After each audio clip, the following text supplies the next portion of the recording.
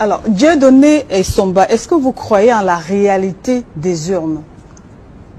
Je vous ai dit, madame, que vous ne pouvez pas gagner dans un modèle aussi segmentaire, un pouvoir aussi centralisé.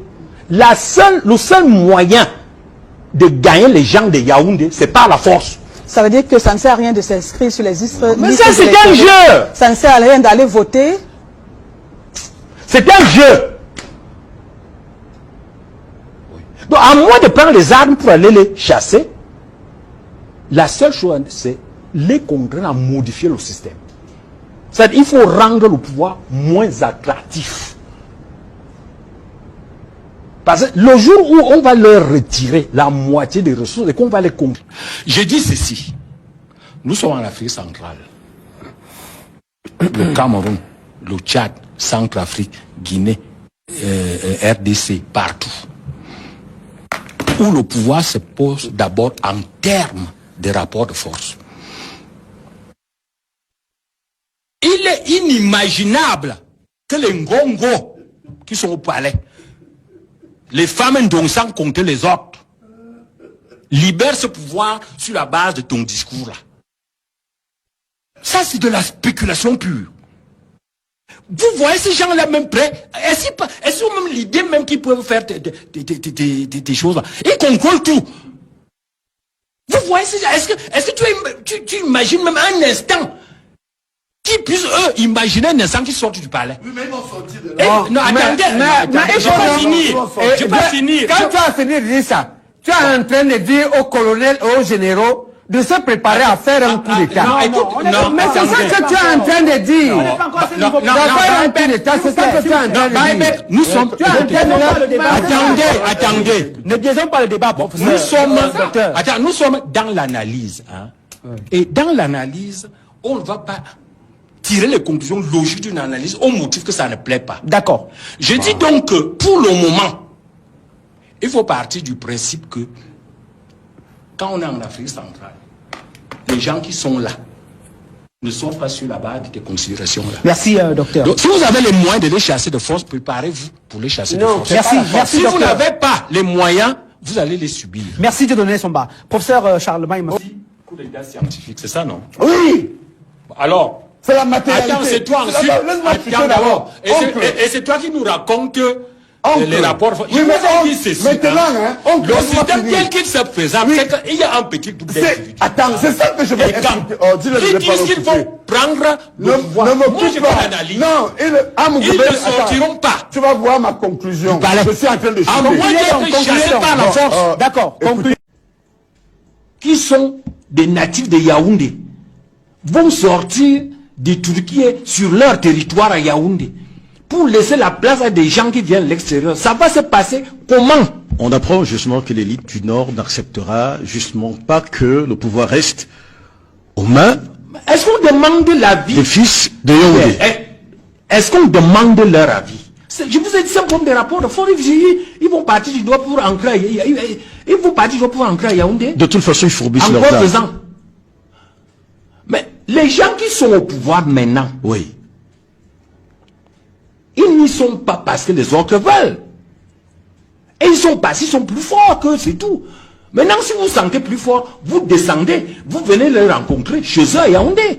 Et ils vont vous montrer. Qui vous a dit que c'est des enfants de cœur? Vous croyez que tout ce monde-là, c'est des rigolos? Vous vous attaquez, ils vous tuent, c'est tout. Vous dites, vous allez faire... D'ailleurs, quand les gens du Nord menacent, ils étaient en position de fort en 84. Ils ont tenté de prendre le pouvoir, ils ont été éliminés, non? C'est aujourd'hui qu'ils vont partir du Nord pour rentrer à Yaoundé. Non, il faut arrêter avec ça. J'ai dit que le seul modèle, le seul moyen aujourd'hui, c'est fédéraliser le pays. Le pouvoir ne sortira pas des mains. Et à l'état actuel, l'État ne peut pas, enfin, je vais dire, les gouvernants aujourd'hui ne peuvent pas fédéraliser le pays pour se fragiliser. Non, au contraire, c'est le fédéralisme qui va renforcer le système. Mais espérez un instant que vous allez venir, c'est pas moi, de l'ouest, du nord, tout ça là, et entrer à Yaoundé, mais ça c'est Dieu. Vous êtes des... C'est comme ça que ça marche.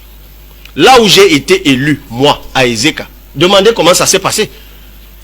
À un moment, on fait partir des gens avec de l'argent pour retourner les résultats au tribunal, là-bas dans la commission départementale, parce qu'il fallait absolument donner un siège à un parti politique, parce qu'il avait beaucoup dépensé. Celui qui est parti de Yaoundé avec l'argent est arrivé à Yaoundé, les réunions de minuit ont commencé avec les magistrats et autres. Le même matin, j'ai appelé tous mes gars, je leur ai dit, vous allez à la station, vous achetez, allez m'acheter des gros bidons, vous mettez l'essence dans ces gros bidons, vous allez vous placer devant le tribunal en alliant les 10 bidons. Vous ne faites rien, vous ne cassez rien, avec vos allumettes. Et moi je vais appeler le président du tribunal, je vais lui dire que les bidons que tu vois là dehors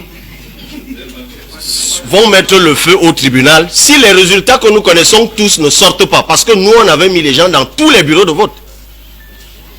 Dans l'Union et que j'ai tous les PV.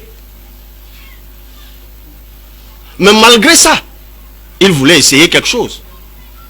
Au point que je me rappelle à l'époque, la femme du président du tribunal, qui n'habite pas loin du tribunal, est venue voir les gars pour leur dire, écoutez, s'il vous plaît, ne mettez pas le feu, nous habitons à côté, nous avons des petits-enfants. Les gars lui ont dit, ton mari, s'il veut que vous viviez et vos petits-enfants, n'a qu'à sortir les résultats que le peuple a donnés. Je vous dis, voilà la réalité. Le jour où les gens seront capables de mettre les bidons d'essence devant les tribunaux dans les 58 départements, ça changera. Parce que vous croyez même le code électoral. Qu'est-ce que ça coûte au régime actuel d'introduire un texte là en décembre, de changer un I et deux A, et de dire, vous voyez, il y a encore de nouvelles avancées. Tous, vous allez mettre ça à la une. Que oui, révision du code électoral, il y a telle disposition qui a quand même changé, et leurs communicants viendront dans vos médias dire, écoutez, la démocratie ne se construit pas en un jour. On a écouté, il y a quand même des avancées. Et vous croyez que moi j'ai le temps de ça? Non. Je le dis publiquement pour que cela soit entendu par tout le monde. C'est pour ça que je dis c'est le peuple. Moi je dis les insurrections ne s'annoncent pas. Partout où on fait les annonces des insurrections, ça n'a jamais marché. Si vous connaissez un seul endroit, vous me dites. Ça s'organise, monsieur. Ça s'organise. Et là où il y aura un mouvement populaire, on voit l'organisation, on sent l'organisation.